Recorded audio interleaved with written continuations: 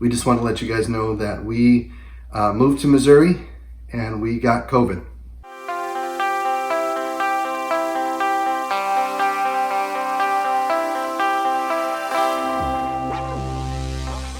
Kimberly and I went to a training team meeting, which is like a Bible study group. It's with a group of people that we see fairly often, and we were there for about an hour and a half. And then from that point, I felt nothing. Kimberly and I didn't feel anything for a couple of days until Monday. I started to have symptoms. I started to feel very fatigued, body aches, and I could tell that something was wrong. Kind of like how a cold comes on, or really like intense flu comes on, where you just don't feel yourself. And by Tuesday it was bad enough.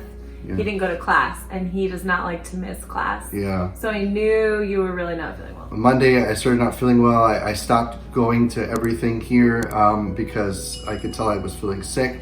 And then also on Monday, there was the person that we sat next to wrote us an email, or not an email, but just a message, and said to our group that didn't realize that they had COVID, but they tested positive.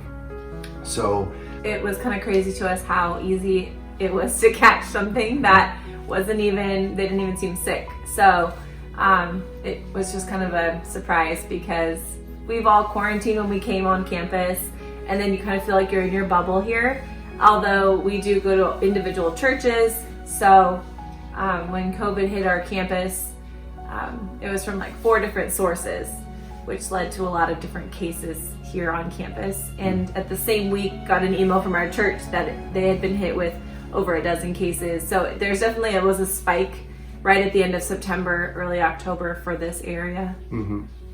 So from Monday on to Wednesday, by the time we reached Wednesday, I was having trouble even sitting up. I was mostly in bed. The fatigue and the body aches turned into all of those things, of course, but then fever, chills, the night sweats, those were the worst, because just waking up, just completely soaked in sweat. Like, I don't sweat like that, but that was very unpleasant. And then just feeling completely like wiped out. You didn't want to eat? I didn't want to eat. Yeah, you don't taste anything, you don't smell anything, yeah. So your appetite is gone. I think I dropped about 10 pounds through the whole process, because for me this took about 2 weeks to fully kind of start to work itself out. And you'd start to feel better, and then all of a sudden it would hit you again.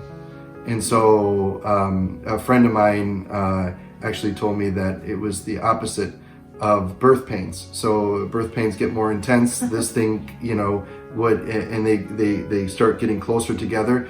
These get further out, and then they get less intense. And so that's kind of how it was for me. We've been quarantined here on our campus, and then Kimberly started to show signs a couple days later. So go ahead and tell them what happened with you. Yeah, it was Wednesday night, I think. At this point, I'm not even in the same room, because in case I wasn't positive, I was just gonna sleep on the couch. So I didn't see the night sweats, but I felt bad. I was a totally different animal. So really tired.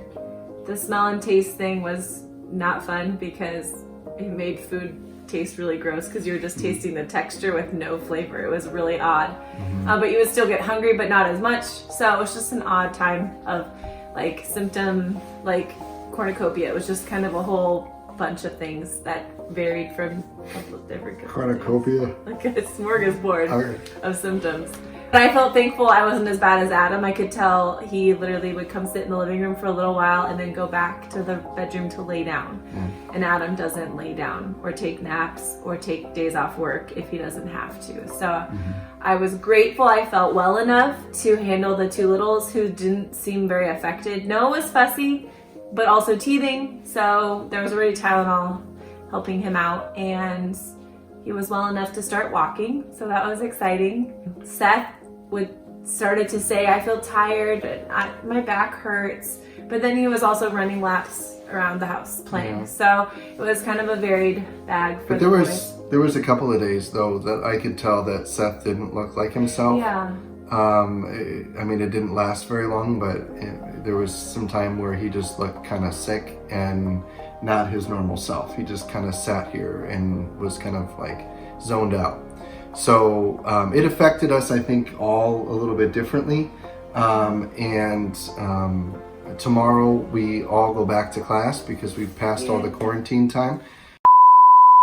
Don't click out of this video yet. I just wanted to let people know what was what was happening. But at the same time, we want to let you know how you can be praying for us, because that's really the important thing. We would ask for your prayers for our training center here.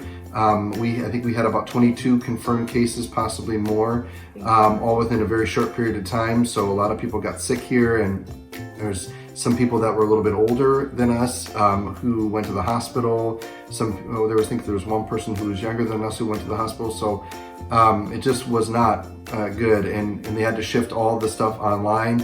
But now that we've all improved and gotten better and passed all the guidelines the CDC put out, we are okay again, just in terms of going out amongst the population. So just pray for us as we rejoin the land of the living. Do makeup homework in the middle of other homework. Yep, and get restarted again.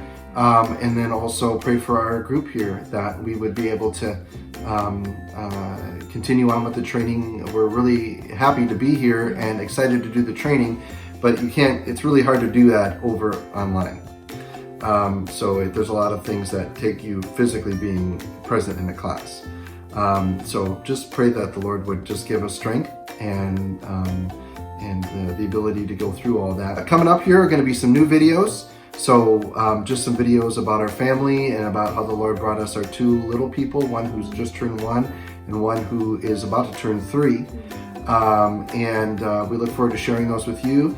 And then also just what we're doing down here at the training center to show you our place here. So we look forward to sharing all that with you, and we'll see you again in the next one. Peace.